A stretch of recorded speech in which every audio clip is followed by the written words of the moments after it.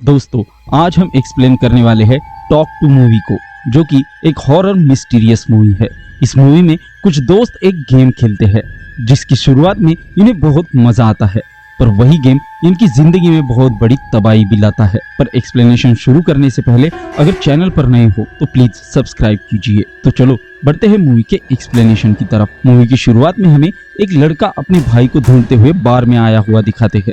तो उसे कहा जाता है कि तुम्हारे भाई ने खुद को अंदर लॉक किया है। वो उसे निकालने के लिए दरवाजा तोड़ता है और उसे लेकर बाहर आ जाता है। तो वहाँ जितने भी लोग होते हैं वो उसकी वीडियो रिकॉर्ड कर रहे थे। वो लड़का उन्हें वीडियो लेने के लिए मना करता है कि तभी उसका भाई उसके गले में चाकू घुसा देता है, जिससे वहाँ खड़े सारे लोग भाग जाते हैं। फिर वो अपने आप को भी मार देता है। अब सीन शिफ्ट होता है एक मेया नाम की लड़की पर। मेया के मॉम की डेथ हुई थी और वो हमेशा उन्हीं की यादों में खोई रहती।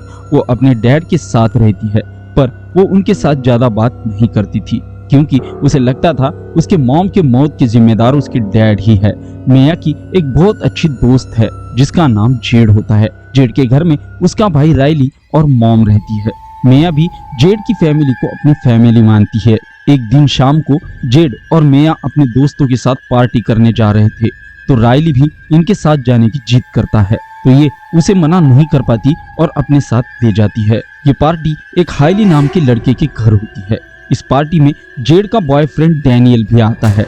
दरअसल डैनियल पहले मेया का बॉयफ्रेंड था, पर इन दोनों के ब्रेकअप के बाद अब वो जेड का बॉयफ्रेंड बना। हाइली इन्हें यहाँ एक गेम स्टार्ट करने के बारे में अनाउंस करता है, जिसे सुनने के बाद ये सभी बहुत खुश होते हैं। फिर जॉस नाम का लड़का सभी से पूछता है कि आज सबसे पहले कौन आएगा, तो मेया कहती है कि वो आएगी।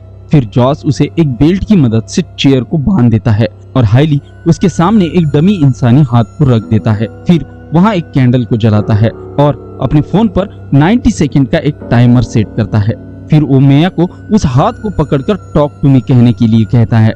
मेया जब उस हाथ को पकड़कर टॉक टू मी कहती है और अपनी नजर घुमाती है तो उसे उसके सामने एक आदमी दिखाई देता है। वो तुरंत डरकर अपना हाथ खींच लेती है। उसे डरा हुआ देख बाकी सब लोग उस पर हंसने लगते हैं। मेया हाइली से पूछती है कि वो आदमी कौन था, तो हाइली हंसते हुए बताता है कि हमें नहीं पता, पर हर बार एक नया आदमी होता है। वो लोग इसे फिर से करने के लिए कहते हैं, पर मेया बहुत डरी हुई थी। वो मना करती है तो सभी उसे चिढ़ाने लगते हैं। अब मेया दोबारा करने के लिए राजी हो जाती है। वो फिर एक बार उस हाथ को पकड़कर टॉक टू मी कहती है और आंखें खोलकर देखती है तो इस बार उसके सामने एक औरत होती है जो दिखने में बहुत ही भयानक होती है। अब हाइली मेया को मुझ में समा जाओ कहने के लिए कहता है।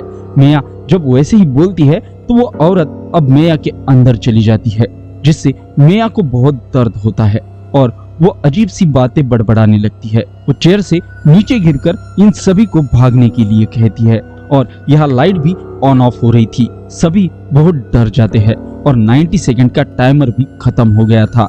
तो जॉस मेया के हाथ से उसे छुड़ाता है और वो कैंडल भी बुझा देते हैं। बाद में जब ये लोग मेया को देखते हैं तो वो बिल्कुल ठीक होती है, पर ये सब देखकर रायली बहुत डर जाता है। दरअसल ये एक गेम होता है जिसमें एक कैंडल जलाकर उस हाथ में हाथ देते हुए टॉक टू मी कहने पर मरे हुए लोगों की आत्माएं दिखती है और मुझ में समा जाओ कहने से वो आत्मा उस आदमी के शरीर के अंदर आती है। वो आत्मा अगर शरीर में 90 सेकंड से ज्यादा समय रही तो वो हमेशा के लिए उसी शरीर में रहती है और उस हाथ को अलग करने के तुरंत बाद उस जलाई हुई कैंडल को भी बुझाना उतना ही जरूरी होता है, नहीं तो उस आत्मा के लिए इस दुनिया में आने जाने का रास्ता हमेशा के लिए खुला रहेगा। ये हाथ एक ऐसे आदमी का होता है जो आत्माओं से बात कर सकता था। फिर उस आदमी की मौत के बाद इस हाथ को काटा गया। यह हाथ जॉस को उसके दोस्त ने दिया था। रात को रायली सोते समय मेया से उस आत्मा के उसके शरीर में आने से उसे कैसा लगा पूछता है, तो वो कहती है कि मुझे बहुत मजा आया।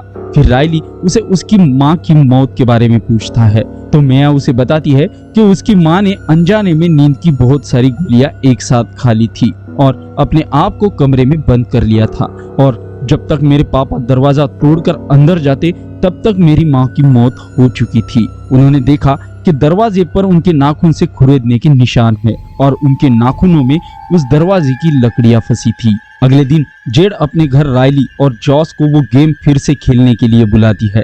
यहाँ इनके बाकी दोस्त भी आए हुए थे। फिर ये गेम की शुरुआत करते हैं और सबसे पहले डैनियल उस चेयर पर बैठता है।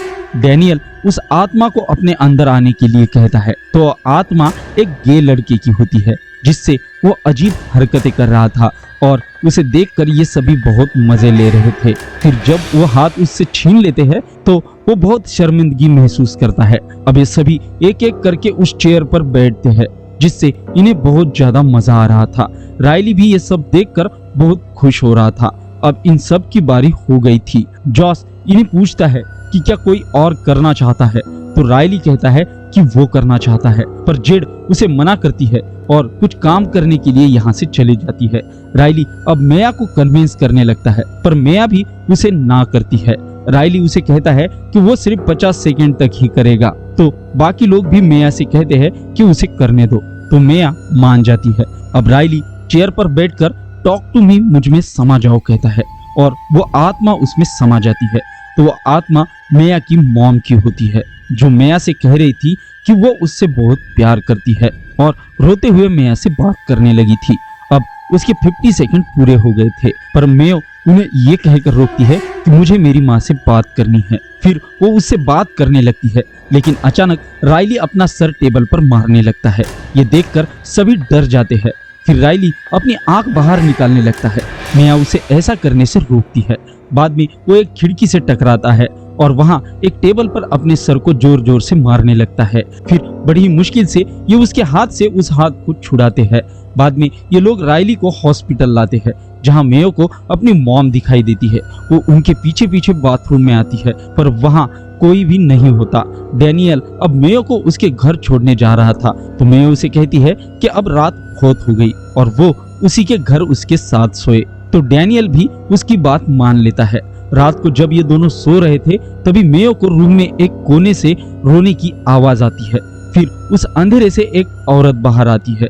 उसे डरकर मेयो तुरंत खड़ी होती है। वो औरत डैनियल के पैरों के पास आकर उसके पैरों को चाटने लगती है। मेयो डैनियल को आवाज देकर जगा रही थी। डैनियल जब आंखें खोलकर देखता है तो उसके पैरों को कोई और नहीं बल्कि मेया ही चाट रही थी। डैनियल तुरंत उसे दूर करता है और यहाँ से चला जाता है। मेया उसे कह रही थी कि हमने जिन लोगों से बात की वो हमारे साथ अब भी यही है। अब मेया बहुत परेशान हो जाती है। वो अपने आप को ही मारने लगती है। उसे अपने मॉम की बहुत याद आ रही थी। फिर वो कैंडल जलाकर उस हाथ को पकड़ के अपने मॉम को बुलाती है। उसकी मॉम उसके सामने आ जाती है। वो उससे कह रही थी कि राइली की मदद करो नहीं तो वो राइली को मार देंगे, पर मेया को कुछ भी समझ में नहीं आ रहा था। अगले दिन राइली जिसकी हालत बहुत खराब होती है, जेड उसे नहला रही थी कि तभी वो चेयर से नीचे गिर जाता है और अपना सर दीवार पर जोर जोर से पटकने लगता है। जेड ये देखकर बहुत डर जाती है और अपनी मॉम को आवाज देती है। राइली एक स्माइल देते हुए जमीन पर पड़े खून को चाटने लगता है। इधर ये लोग राइली की सिचुएशन पर हल निकाल रहे थे। तब मेया इन्हें कहती है कि जब राइली से उस हाथ को छीन लिया तब हम लोगों ने कैंडल को ऑफ नहीं किया था। फिर ये तय करते हैं कि ये लोग फिर एक बार उस हाथ को राइली के हाथ में देकर उस कैंडल को बुझाएंगे जिससे वो आत्मा वापस उसकी दुनिया में जाएगी। फिर ये उस हाथ को राइली के पास लेकर आते हैं और उसके हाथ में वो हाथ देकर उस कैंडल को बुझाते हैं, पर इससे कुछ भी नहीं होता। इसलिए मेया अपने हाथ में हाथ लेकर टॉक टू मी कहती है तो उसके सामने एक छोटी बच्ची आती है। मेया उसे कहती है कि ये लड़का कहाँ है।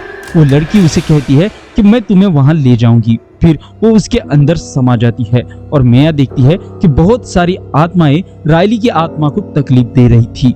होश में आने के बाद मेया बहुत डरी हुई थी और बिना कुछ कहे वहां से घर आती है। वहां उसके डैड उसकी मॉम ने लिखा हुआ सुसाइड नोट उसे पढ़कर दिखाते हैं जिसमें उसकी मॉम ने लिखा था कि बीमारी के कारण उन्हें बहुत तकलीफ होती थी इसलिए उन्होंने सुसाइड किया। ये जानकर मेया के मन में अपने डैड को लेकर जो गुस्सा था वो कम हो जाता है और वो उनसे माफी मांगती है, पर तभी उसके मॉम की आत्मा उसे आकर बताती है कि वो झूठ बोल रहा है। मेया अब वहां से रोते हुए अपने कमरे में आती है जहां उसकी मॉम उसे कह रही थी कि अगर राइली को बचाना चाहती हो तो राइली को इस तकलीफ से आजाद कर दो। नहीं तो वो बुरी आत्माएं उसे हर रोज तड़पाएगी। अब मिया को भी अपनी माँ की आत्मा पर विश्वास होने लगता है।